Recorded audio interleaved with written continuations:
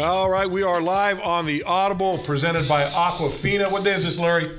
Wednesday? Wednesday. I'm so screwed up with days this week. I don't know. January the 4th. Usually we're Monday, Wednesday, Friday in this show. We did it yesterday. We're going to do it tomorrow. So I don't know what day it is. But anyway, this is the Audible, presented, as I said, by Aquafina. If you're watching us on Periscope, send your questions in today. You can send them in via Twitter. Just hashtag the Audible. You can see us on a rebroadcast tomorrow on the Miami Dolphins Facebook page. And you can see us all the time on MiamiDolphins.com. Joining us now, Lawrence Chapman Little, right here. Larry Little, number 66 in your program.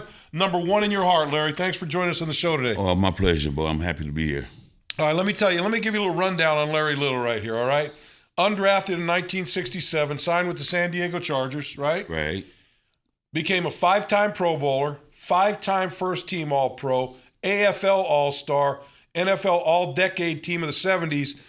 And oh, by the way, you kind of slid into that little place called the Hall of Fame not so long ago. But not a bad career for a guy that didn't get drafted out of Bethune-Cookman. And three-time offensive lineman of the year. Yes, I missed. Wikipedia didn't have that one in there.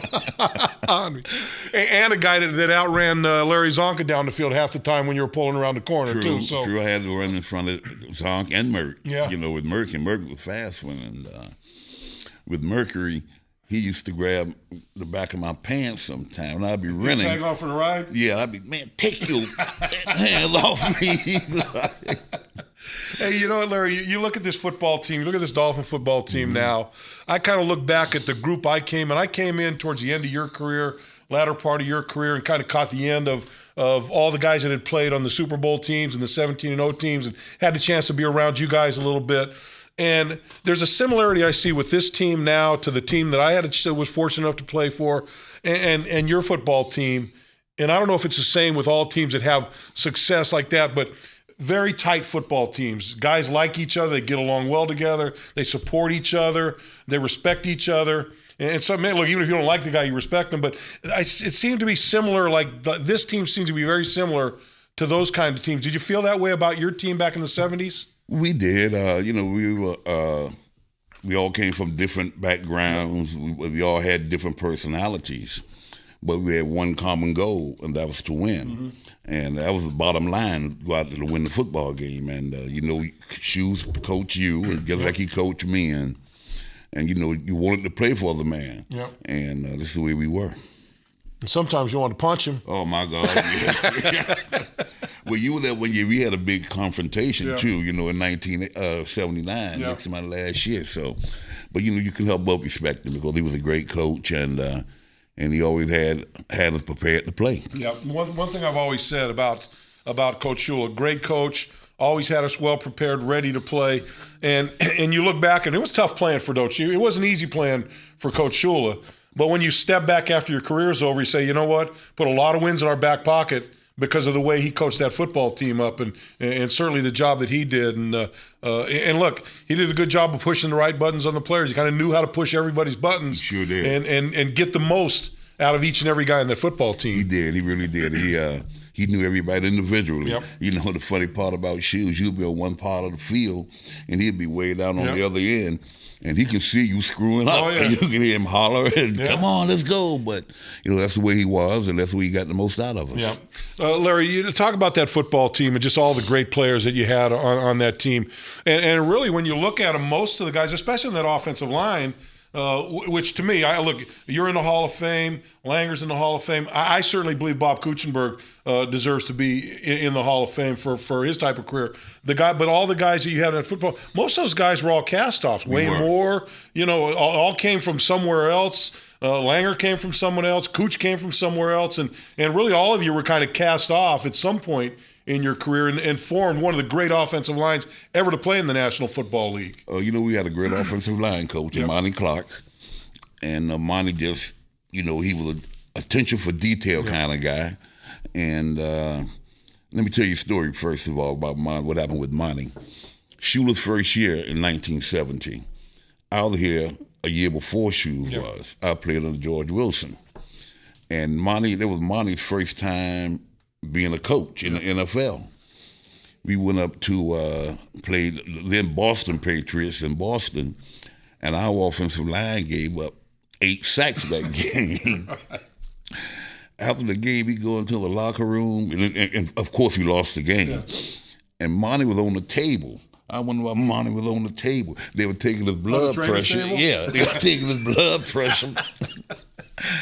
And Monty's blood pressure had risen to over 200. Wow. It almost killed him because he thought he was going to get fired, being the first-time coach. The line gave up 8 sacks, but after that, he turned everything around. He really groomed him into a really great offensive line. So you said it was his first time as a coach. Did he just come out of being a player and then stepped into being a coach? So he had no college experience. He just stepped in. No coaching experience at all.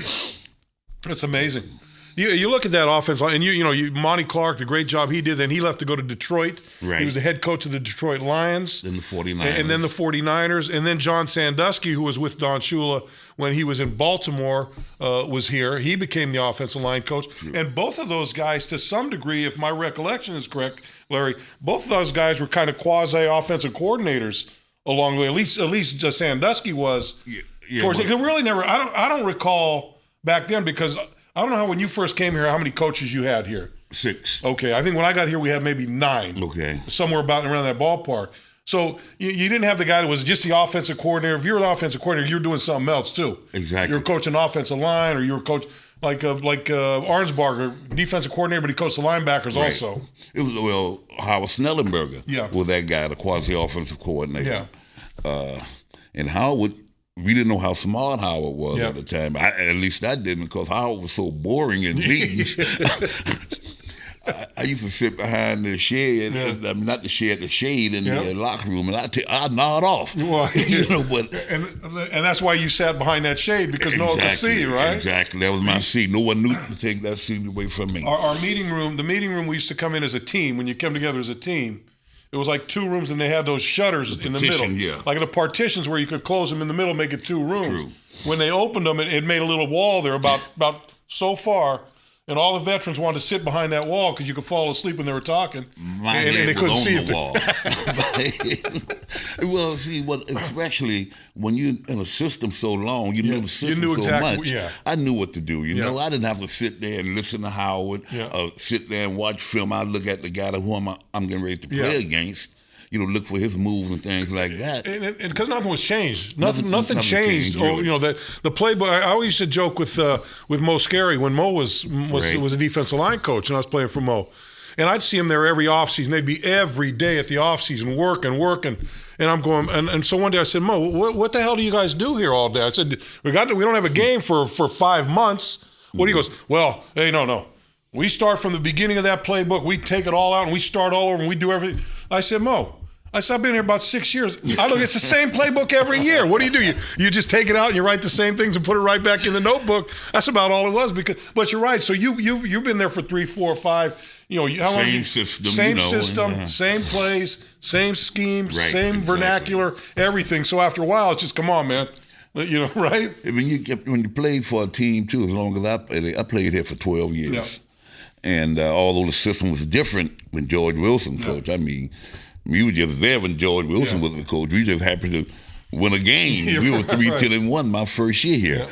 And we had my line coach then was by a guy named Ernie Hefferly. Yeah. And Ernie wasn't a technician like Monty was, so but I had a good line coach in San Diego too, by the name of Joe Madro. Yeah, I've heard of Joe. And Joe was about 5'2". Yeah. And he wore his shirt backwards because he looked up all the time at the big guys he was coaching. But, Joe's a technician also. I learned a lot before I came here. Yeah. And then when Monty came, that just added on to my repertoire. Yeah. Hey, you're watching the Audible here, presented by Aquafina. You can go ahead and send your questions in if you like. Send them in via through your Periscope, through hashtag the Audible, through Twitter. You can see us tomorrow on a rebroadcast on the Miami Dolphins Facebook page, and you can see us on MiamiDolphins.com. Larry, when you first came in, you came under George Wilson. Don Shula comes in, and it couldn't have been a more dramatic change from where you were with George Wilson to where you became when Don Shula came here. How was it? A little bit of shock to the system? Oh, my God, yeah. On a hot day playing for George, George would say, oh, what the hell, go jump in the pool. I mean, it was a fun to be around, but we weren't winning football games. Yep. And I didn't win any championships in San Diego, but we were winning in San Diego. It was a great football team. Our quarterback John Hadle, Lance Allsworth, people like that, and Ernie Ladd was on that team. Ernie was gone when I got there. Yeah. Those are some characters too out of San Diego. Walt Sweeney was a great offensive guard, and when I came here, I was surprised. See, it never gave us a day off like George Wilson did. And then in the locker room, we're getting ready to play a game, and I'm sitting down. You know, coach is telling me we got to go out there and do this to win and this kind of thing. And George Wilson would say, if the ball bounced our way today, we'll win the game. I say, what? I never heard of that before, not even in college. Right. And I said, oh. Then we kept losing. We won one game, then we'd lose two, win another game, then we'd lose three, you know, that kind of thing. But when Shoes came here, I mean, it was a whole new culture on that football team. And a lot of people didn't realize a lot of our great players that were on that undefeated team played for George. But when Shoes came here, he made us all better players. Right. So. Well, you know, the other thing, Larry, that I remember walking in that locker room, and I was obviously on the defensive side more, but I was with, you know, Dick and Dick Anderson and Jake Scott. Nick came back. My rookie year, Nick came back and played his last year there. Vern Denherter was over there.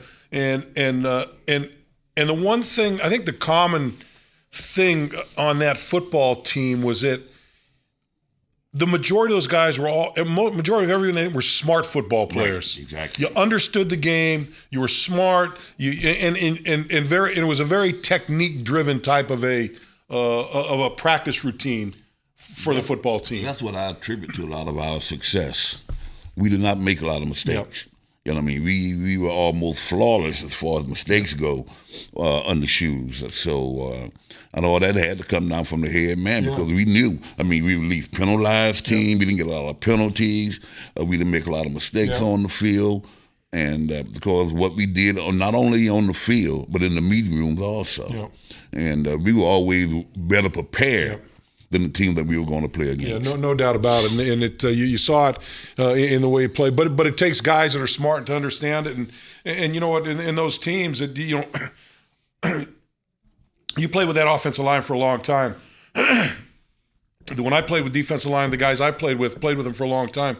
And I'm interested to ask you if you had the same situation. It got to a point where you played with guys, Larry, at least where like I would look over maybe at Bob Baumhauer at a game, just look at him, and he would know exactly what I was thinking. And you could run a game or do something without ever saying a word, just because you've been in those situations so many times, and you had talked about what you wanted to do if this thing's set up and that thing, and then you look at them over it, and boom, you just go ahead and run it. And I would assume you guys had a very similar type of thing like that. Norm Evans and I. Yeah.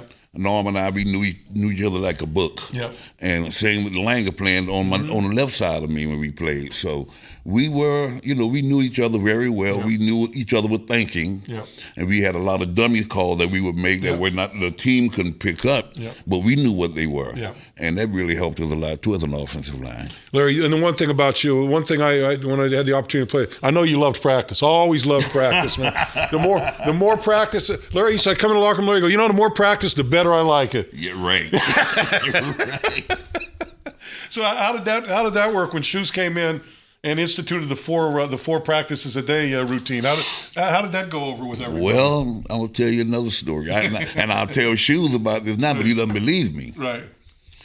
And we were on strike that year. Yep.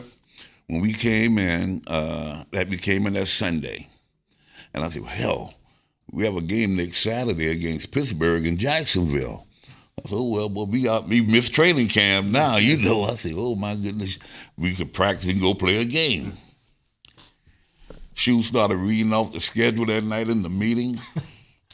He said, okay, we'll be on the field at 7:30.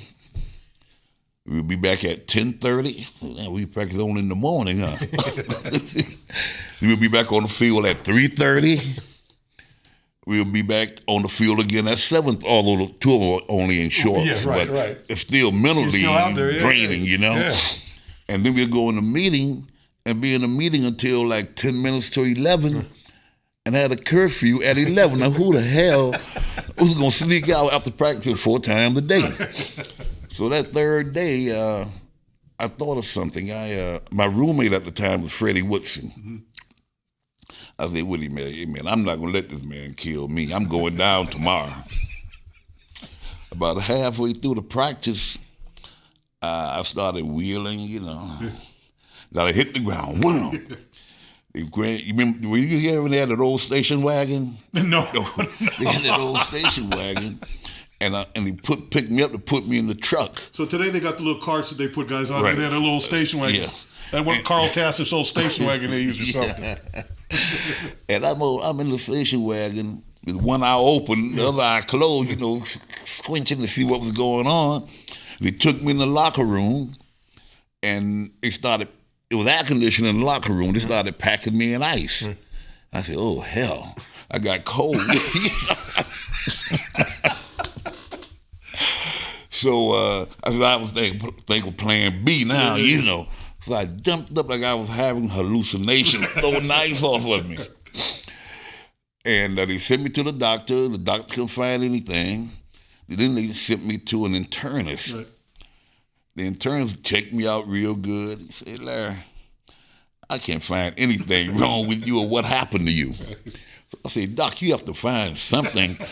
He said, well, you do have a sinus problem. You got to put that on anything. Put that on there. So I missed the next 2 days of practice. I played in the game that Saturday night. Then the next week we came back. We were going 3 times, and we had 6 preseason games at the time. Yeah.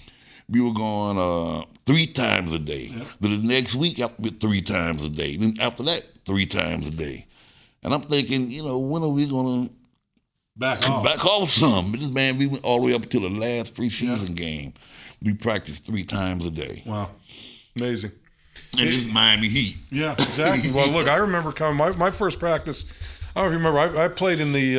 I had the opportunity. I played in the All-Star, last college All-Star game. Okay. So I missed the first couple weeks of training camp because we were up in Chicago for that game. And I came back my first practice. I remember it was like I'm a California guy. Right. I come out here, this humidity and stuff.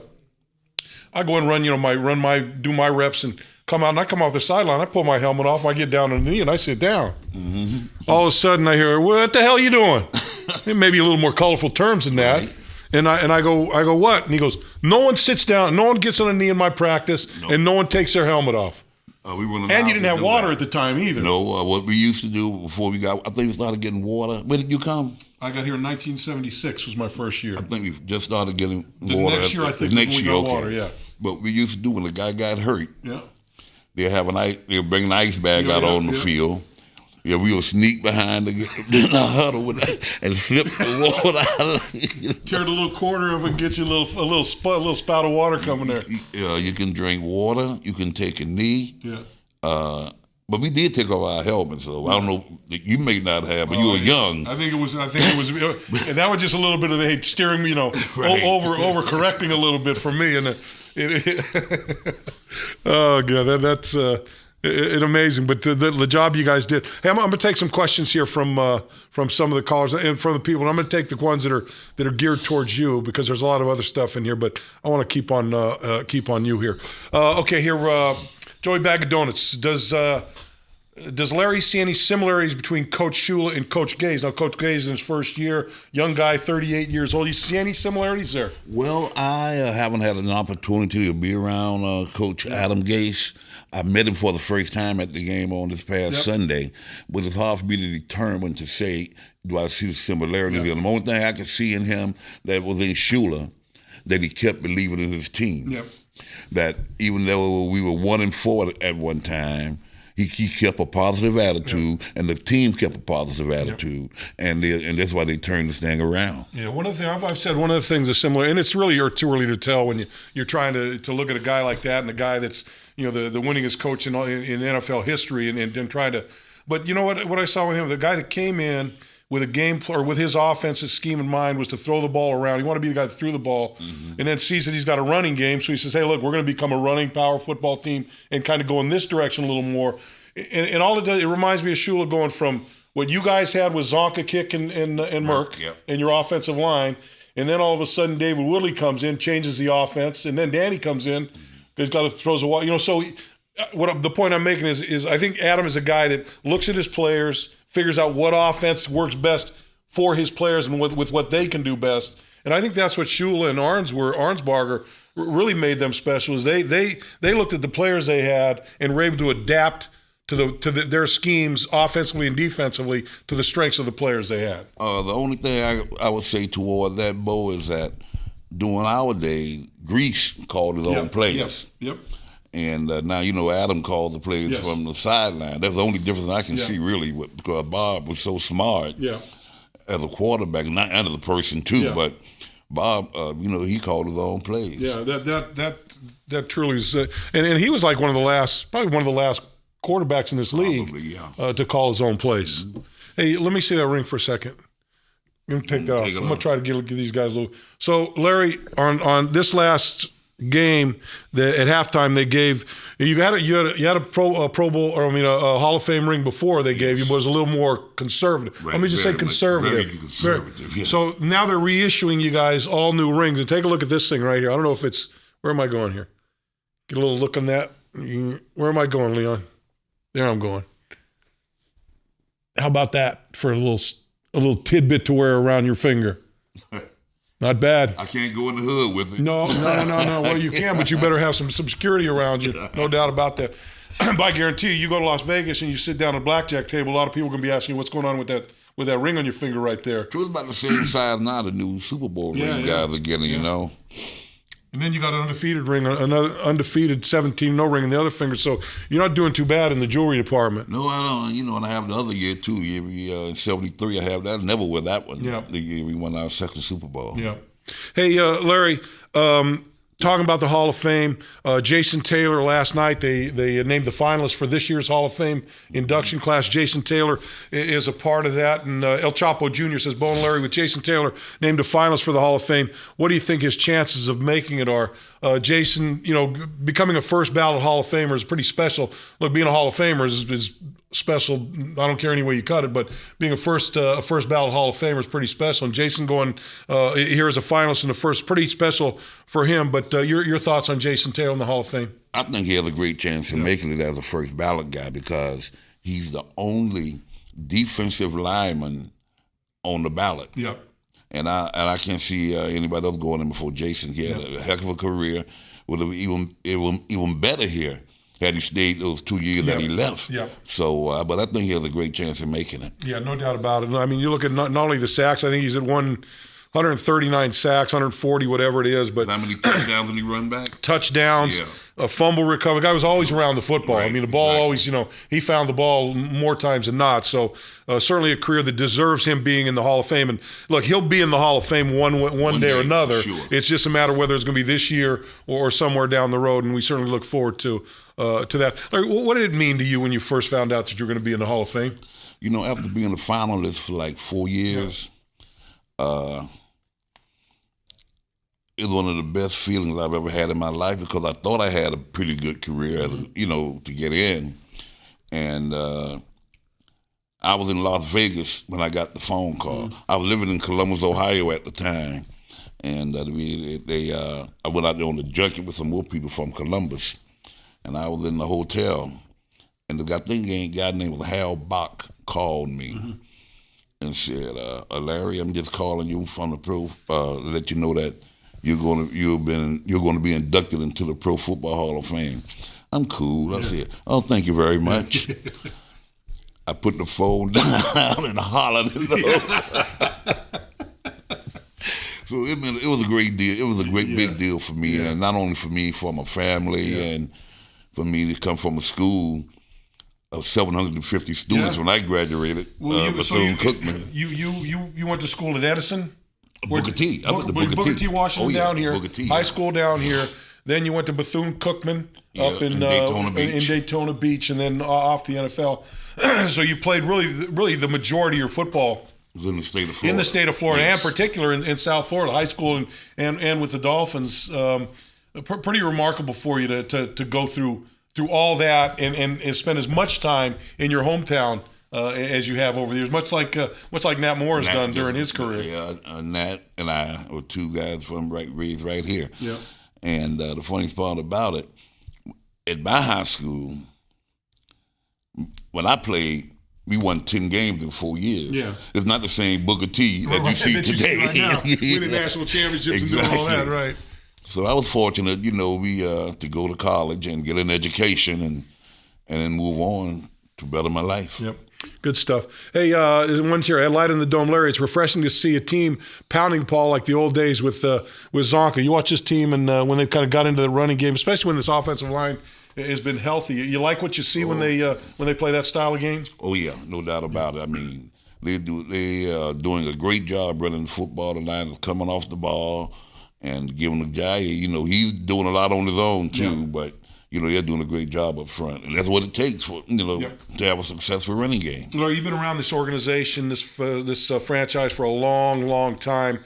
How tough has it been over the last decade or so, watching this team struggle to find their footing, struggle to kind of, and then they've always been in the middle of the pack, so 8-8, 7-9, right around there for the most part. They had that 1-15 year, but my God, all that those was dreadful. That was dreadful. I said, how low can a franchise? What was your last year? 1980. 1980? Yeah. Okay. That wasn't during the year. That was before we went 8-8 that one year, was it? You weren't here for the 8-8 year. I believe I was on the 6 and 18 too. 6 and 18, and that was in We had a lot of 76 when I injuries first that came in. year. I blew mine. There was a bunch of guys hurt A that lot year. of guys got hurt.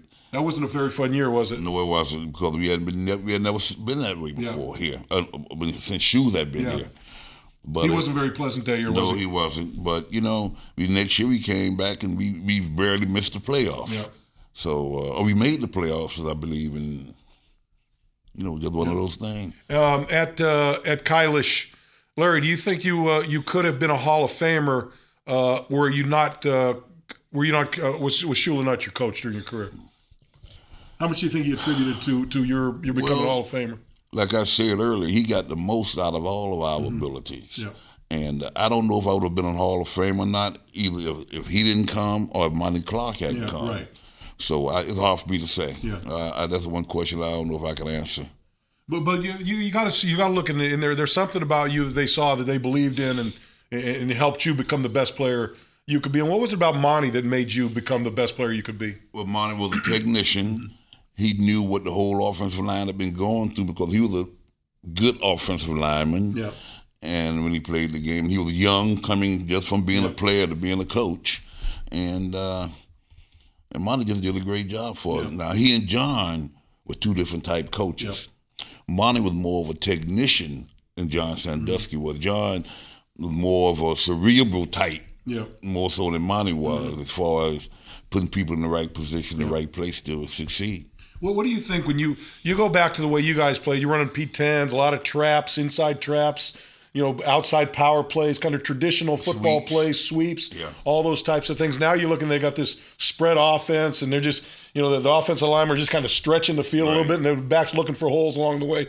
What do you think about the difference in offensive line play now as compared to what you played?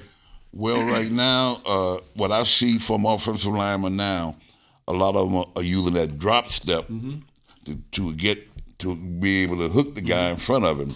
Where what we did was we tried to make our own holes by coming off the ball and at the back pick where he wants to go. Yeah. Well, they can do that now too with the way they running the game. But other than that, there's not a whole lot. But we just they preached us just come off the football, come off the football. That's what we did.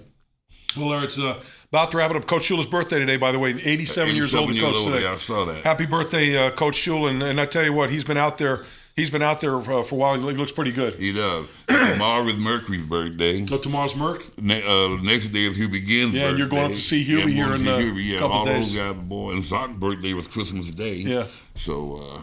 one last question here at laying low. Does Mr. Little think we should go back to the old classic uniforms? Yeah.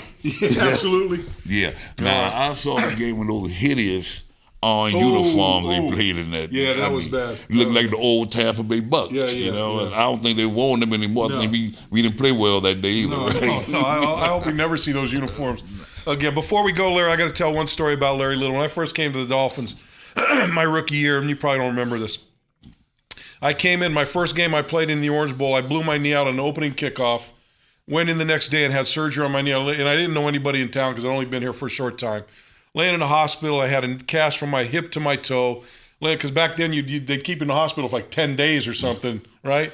So I'm laying in there by myself, and all of a sudden I'm laying in there one day, and it was the Dolphins. It was a day off, and in a Shula training camp, a day off is as valuable as anything. I mean, you look forward to those days off just to try to get a little rest and kind of do some things. And I remember laying in my bed, all of a sudden in walks Larry Little, Wayne Moore, and Nat Moore. And you guys came to visit me in the hospital. And I'm sure there was somebody else there you came to see, but you made it a point to come over, and you made it a point to come see me. And Larry, I've never forgot that. It's always been in my mind, and every time I see you, I think about it. And the same with Nat, and God bless Wayne Moore. Wish he was still here, but I can't tell you how much that meant to me and how much it stayed with me over the years. And you know what? It also gave me. It also gave me the thought in my mind to reach out to other players who are in that same type of position. So I want to thank you for that, and it's always been one of the special memories I've ever had. I was one of the captains, so I felt it was my duty.